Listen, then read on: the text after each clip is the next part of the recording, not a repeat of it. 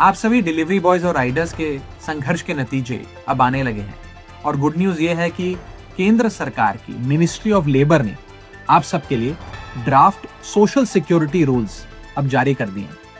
ये रूल्स आप सबकी सोशल सिक्योरिटी को सुनिश्चित करने में मील का पत्थर साबित होंगे। मैं केंद्र सरकार की इस पहल का स्वागत करता हूं और ये सिर्फ इसलिए नहीं हुआ क्योंकि बतौर सांसद मैंने आपका मुद्दा संसद में उठाया। ये इसलिए भी हुआ क्योंकि आप सब ने अपनी आवाज बुलंद करी। शायद इन प्लेटफॉर्म्स ने, कंपनीज ने आपकी आवाज नहीं सुनी, लेकिन सरकार ने सुनी, जिसका स्वागत होना चाहिए। ये रूल्स आपकी जिंदगी को कैसे बेहतर करने जा रहे हैं, मैं सरल भाषा में आपको समझाना चाहता हूं। पहली चीज, आपको कानून की आंखों में अब रिकॉग्नाइज किया जाएगा, आपको पहचान दी जाएगी। अब ये कंपनियां आपको इंडिपेंडेंट कॉन्ट्रैक्टर कह के, पार्ट टाइमर कह के या मिसक्रिएंट कह के आपसे पल्ला नहीं झाड़ सकती।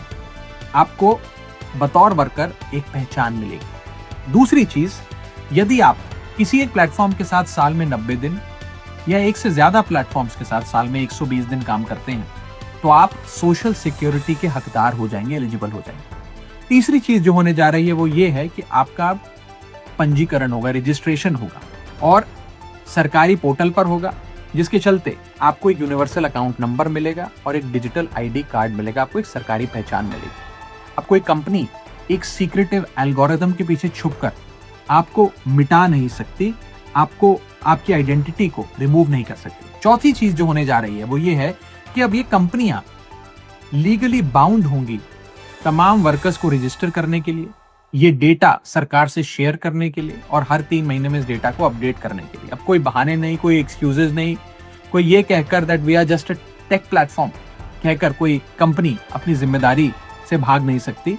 और अब आपको एक पहचान मिलेगी, जिसके चलते पांचवी चीज जो होने जा रही है वो ये है कि आप सबके लिए एक सोशल सिक्योरिटी फंड बनाया जा रहा है। ये सोशल सिक्योरिटी फंड में कंपनियां, ये प्लेटफॉर्म्स जो हैं, इनको अपनी आमदनी का एक परसेंटेज उसमें जमा करना होगा और ये फंड आपकी सामाजिक सुरक्षा पे खर्च होगा। ये कोई चैरिटी नहीं है, ये कोई CSR नहीं है, ये कोई बहाना नहीं है, ये एक स्टैट्यूटरी रिक्वायरमेंट है, कानूनी जिम्मेदारी है।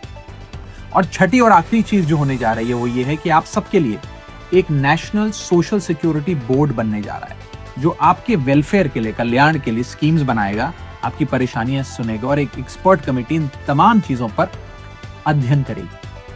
ये जब 6 चीजें होती हैं तो ये दरवाजा खोल देती हैं आपकी सोशल सिक्योरिटी के लिए। सोशल सिक्योरिटी जैसे आपकी accident insurance, health insurance, life insurance, minimum wages, maternity और हेल्थ बेनिफिट्स, पेंशन और ओल्ड एज बेनिफिट्स और साथ ही साथ ऑक्यूपेशनल सेफ्टी नॉर्म्स। यानी कि आप सबको अब एक इंस्टीट्यूशनल रिकॉग्निशन मिलने जा रहा है। मैं आप सबको invisible wheels of the Indian economy कहता हूं, लेकिन ये प्लेटफॉर्म्स, ये कंपनियां शायद आपको मिसक्रिएंट्स कहती है, उपद्रवी कहती है। और जब मैंने आप सबकी आवाज उठाई तो इन प्लेटफॉर्म्स में, कंपनीज में बैठे कुछ लोगों ने मुझ पर पर्सनल अटैक्स करे, मेरे परिवार पर निजी हमले करे। मैं कहना चाहता हूं कि मैं इन हमलों से डरकर भागने वाला नहीं हूं। मैं अंतिम सांस तक गिग वर्कर्स के अधिकार की लड़ाई को लड़ूंगा। I am pro business, I am pro industry, but I am not pro exploitation. संसद में सबसे ज्यादा शायद मैंने इनोवेशन, स्टार्टअप और एंटरप्रेन्योरशिप की बात रखी होगी, लेकिन एक्सप्लॉयटेशन का समर्थन मैं कतई नहीं कर सकता, क्योंकि सुरक्षा कोई नारा नहीं है, सम्मान कोई एहसान नहीं है और सोशल सिक्योरिटी कोई दान नहीं है। मैं अंत में आप सब गिग वर्कर्स को ये कहना चाहता हूं कि रख हौसला, वो मंजर भी आएगा, प्यासे के पास चलकर खुद समुंदर भी आएगा।